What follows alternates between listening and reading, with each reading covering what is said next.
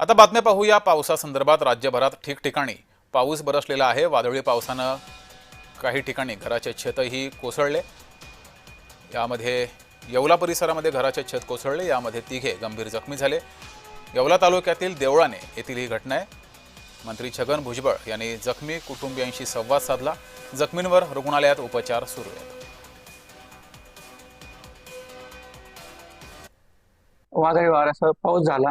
त्या पावसामध्ये एकाच घरातील 3 जणांचे विटा पडून त्या गंभीररीत्या जखमी झाले। त्यापैकी आमच्याकडे एका आजीला आम्ही जवळजवळ 16 ते 17 टाके टाकून परिस्थिती गंभीर होती, पण तिला आता सध्या उपचार चालू आहे। त्यासह एक 3 वर्षाचा मुलगा, त्याच्यावर पण वीट पडली, त्याला पण आम्ही टाके टाकले। त्याचबरोबर एक 55 ते 60 वर्षाची आजीबाई, तिला पण आम्ही टाके टाकले। सध्या त्यांची प्रकृती स्थिर आहे, त्याची ट्रीटमेंट आमची चालू आहे।